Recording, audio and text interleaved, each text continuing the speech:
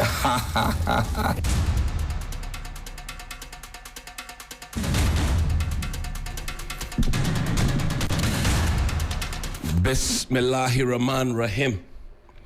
Alhamdulillah Rabbil Alameen. Hasbunallah wa ni'mal wakil. The Lord is my light and my salvation. Whom shall I fear? And yea, though I walk through the valley of the shadow of death, I will fear no evil, for you art with me. Thy rod and thy staff, they comfort me. Thou preparest a table before me in the presence of my enemies. You anoint my head with oil, my cup overflows. And surely goodness and mercy shall follow me all the days of my life. And I will dwell in the house of the Lord forever and ever. Amen. Assalamu alaikum. It's Tuesday. Welcome to Johnnies Bite. I trust that you are doing very fine. Yesterday was an unfortunate situation where old trees met new cars. And it tells a very big story about us as a country, how we leave trees unattended to, how we do not prune trees, how we do not manage them.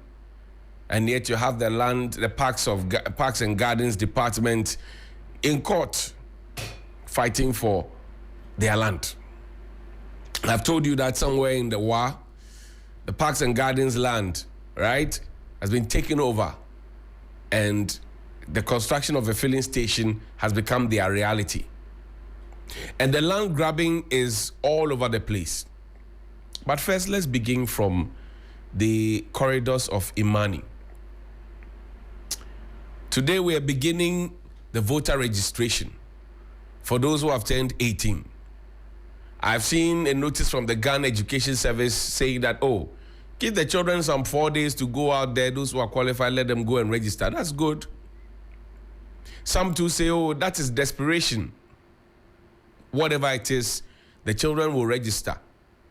And based on what they know and what they feel and how they feel and what they hear on the ground, they will make their decision to vote because they are full adults who have turned 18. But is it only people in secondary schools?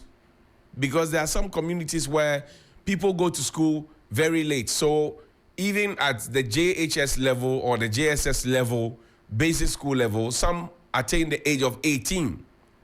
What is the arrangement for those people? Or what are the arrangements for those people? It's a thing that we must pay attention to. But also today, the Electoral Commission must pay attention to some of the concerns that were raised in 2020 and before that. The arrangement of power outages, the non-availability of generators, the arrangements regarding network failures, etc. I will monitor how today goes, and then we'll bring you the feedback. But as I said, let's go to the stables of Imani. Imani has given us a very interesting outlook of how the procurement laws have been abused, especially in election years. They gave us statistics from 2012, 2016, and 2020. Please put it up there for me. 2012, 2016, 2020. Here's what Imani Africa says. They say abuse of Public Procurement Act by public boards, corporations, and other statutory institutions cost the country 1.04 billion Ghana cedis between 2010 and 2020. Put it up there, please. The highest procurement irregularities by public boards, corporations, and other statutory institutions were recorded in election years. Now look at the figures. In 2012, 59,431,777 Ghana cedis was spent on procurement and matters arising. In 2020, 59,753,033 cedis was spent on procurement and matters arising. So we are still under 60 million. Then in 2020, we jumped from 59 million to 846,134,269 Ghana cedis. 2012, it was 59 million, a little over it. 2016, 59 million, a little over it. In 2020, we jumped from 59 million to 846 million 134,269 269. Now, Imani asks a question. Is Ghana's public procurement system hurting or saving the public purse? Mind you, the government had told us in opposition that sole sourcing will be a thing of the past. To the extent that we even came and had Adwoa Safo, MP for Dom Kwabenya, who has been shown the exit by the electorates in Dom Kwabenya and the delegates. We had a whole ministry for procurement. A whole ministry for procurement. Even though we had the procurement authority and later Manasseh will come and show us a contract for sale and all that. We had a whole ministry for procurement. And as of 2020 or maybe 2021, that procurement ministry and the procurement minister and the deputies would have taken their ex gratia. But within that space and under their watch, this is how much we spent. We jumped from 59 million, where we complained that it was no. Now we moved to 800 million and excess of that. And you ask yourself, what is going on? Yesterday, I told you about some, go to yesterday's folder. Yesterday, I told you about some accommodation that belongs to the military. House 57, Patrice Lumumba Road. It's around the airport area. Yes. So this morning, I asked the Chief of Defense Staff, Lieutenant General Opon Pepra, I asked a question. 2 years ago, this house number 57, Patrice Lumumba Road, and the adjoining house was a military property, and you had actually, as a military, Ghana Armed Forces, written there and said that this land is not for sale. Military property, keep off. How did it now transition into a private person's hand to be used for a supposed airport tower, which is coming soon, and the private developer is Golden Key? How did we transition from it being a military property, 2 houses, and this house that you see on your screen is 1 acre, that means 4 plots. Airport land, 4 plots. How did it transition from being a military property, a security installation, to get into the hands of a private person? Is it grabbing? I don't know. And I'm saying the house next to it, is also a military property. And the painful thing is that the people are told that, oh, we want to use it to construct more apartments for the military people so they can also have decent accommodation. And that's the reason people actually get in there into government and state-owned apartments, and they have state-owned vehicles that they use as official vehicles, and you see the vehicle's head falling off, and they will never repair it, because as soon as they repair it, they upgrade it, they put tiles in it, and it's gone. A few days ago, I showed you the land opposite Afrikiko and how that Flagstaff house, flats for military and police people, have been broken down. Some people invested a fortune in it, bought new bath, new whatever it is, they put it there, and then they just took it away from them. Today, I want to talk to you about the EPA. And the EPA has an accommodation that they recently renovated. Over 800,000 was spent in renovation when Honorable Dr. Kokofu Esquire became the boss of the EPA. Dr. Krugu is now the boss of the EPA. He lives in that residence. And look at it. I'll bring you that 1974 document, because it's becoming difficult to grab the 1974 document that allocated that land, like they did to the Parks and Gardens. I showed you the 1950s document, right? I showed you. Put this up there for me. This is dated the 18th of March, 2024. Honorable Henry Quarty, MP, Minister of Interior, Accra. Notification of allocation of bungalow number C23, Roman Ridge, Accra. And I told you that my father had an official residence at Roman Ridge. And I've told you how most of the lands at Roman Ridge are gone. So we present to you complement of the Ministry of Works and Housing. That's Kojo Nkrumah's new ministry.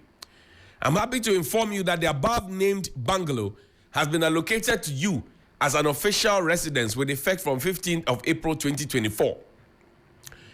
The Public Works Department has been instructed to take an inventory of all movable items before handing over the bungalow to you. Subsequent additions of such items would also be documented. By a copy of this letter, the Engineer-in-Chief, Public Works Department, is to take note and amend their records accordingly. Kojo Nkrumah signed this copy to the Chief of Staff, Minister, all list.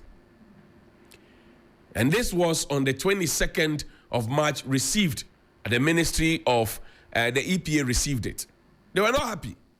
So as we speak, the EPA are on strike.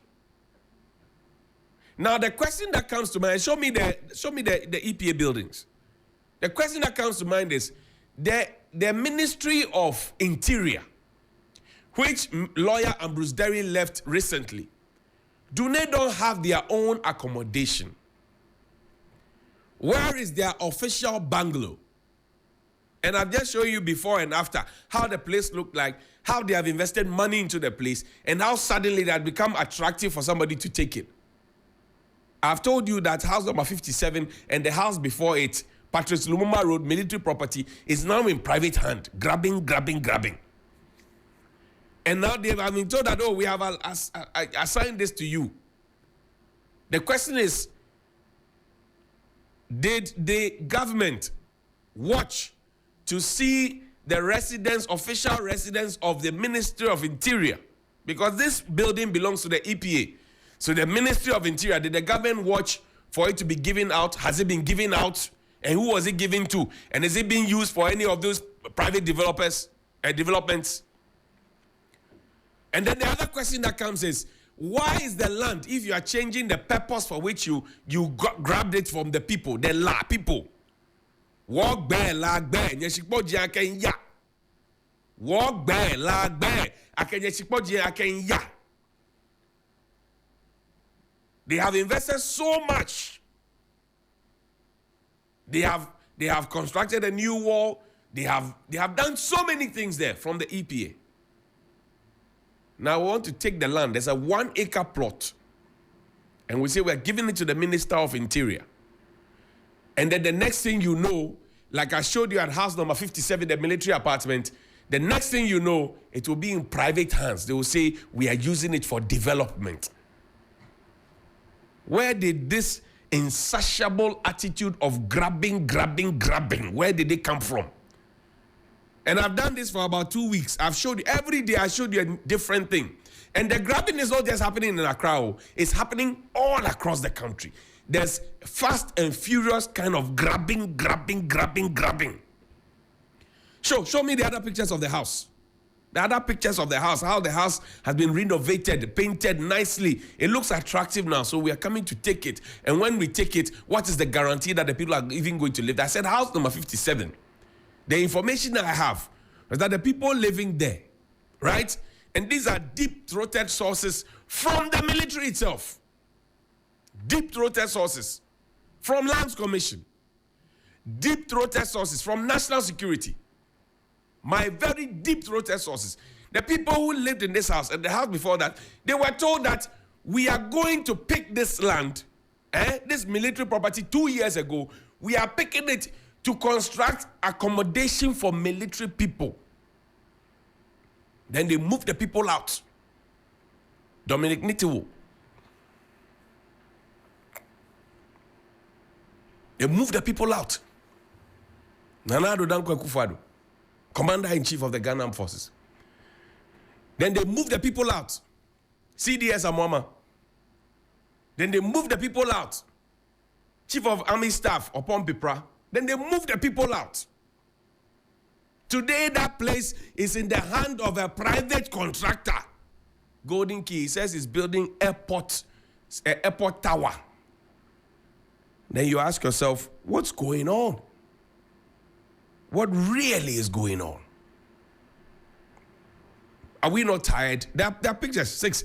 There are pictures of the building itself. I want Ghanaians to appreciate the level of investment that have been made into it. We were in this country when we made a lot of investment into houses for judges. We came back and we broke all the houses down and we said we're building a house for God. In the name of somebody's personal pledge. Now we say it's National Cathedral. So as for us, we will complain that we don't have money. Then when the people suffer to actually create money or pull resources together, then we will dissipate the resources and then we will come back and ask for more money from the people who don't have the money. And in the various communities when you go, the people actually are pained. So I want to ask Kojo Oponkroma today, if now that you are allocating this new EPA refurbished building to Henry Quarty, where do you want Dr. Krugu, who took over from, Dr. Kokofu, who is now EPA boss, where do you want Dr. Krugu to go and live? Because in your letter, you are only happy that your friend Henry Quarty was going to get this new apartment. But you had not breathed a word where Dr. Krugu was going to live. He's the EPA. They spend their money and their time and their sense and their energy to build this. So Kojo Oponkroma, come and answer. You are the one announcing that you are happy to do it. And did you do this allocation in tandem with the people? I said that in 1974, when this land was given to the EPA, and the documents are there at Pratt, we had made the request. Whether they will give it to us or not, we don't know. But in 1974, when they gave this land out to Pratt and to EPA, then it was a council, not an authority. If you are changing the purpose for which the land was acquired, should you not first let the allodial owners of the land be in the loop? And if you are pushing the boss of EPA away, where do you want him to go and live and stay? Now they are on strike.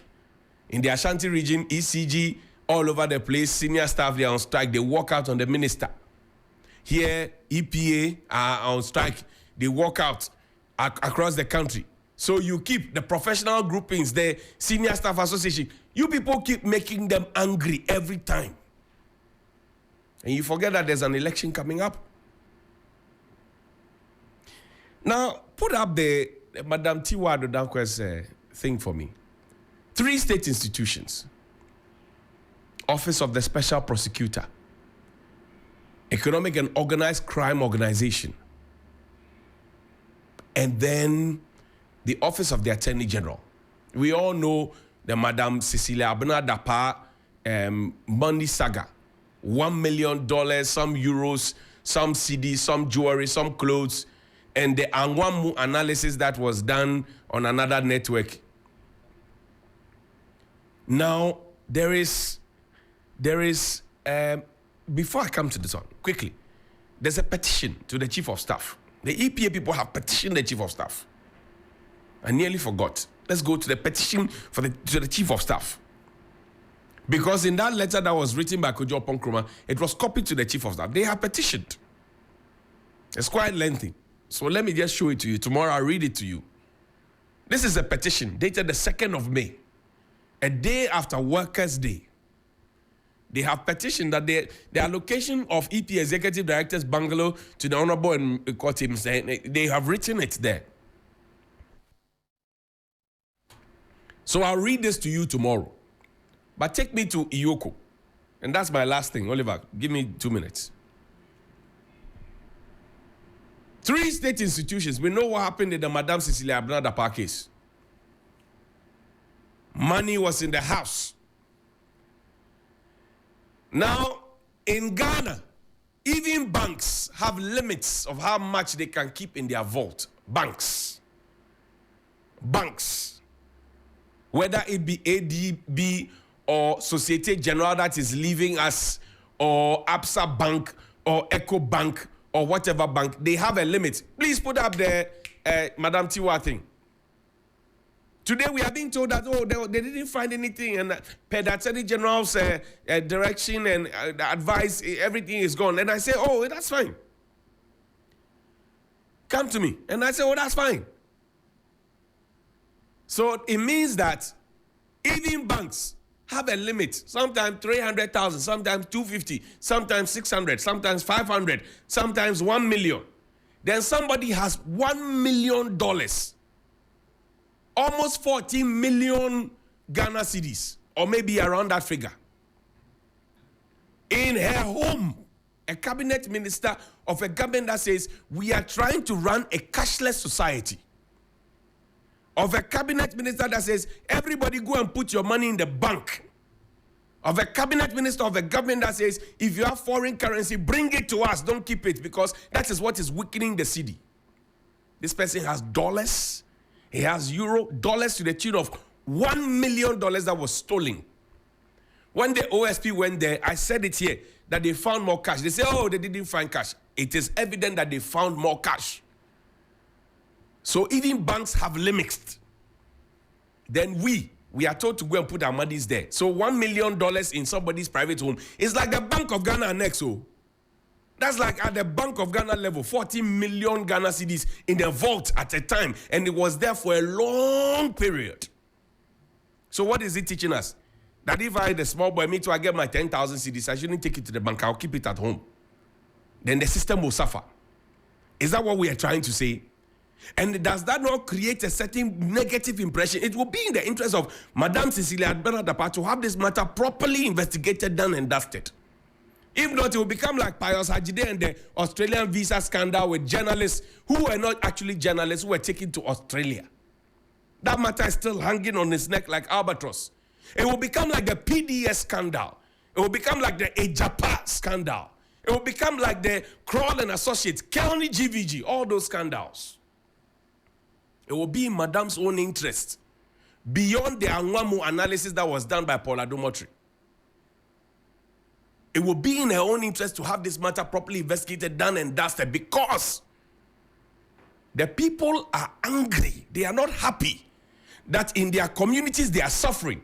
And you have and know and think and see and actually admit that somebody has $1 million sitting in the house when we are told that we should all take our monies to the bank.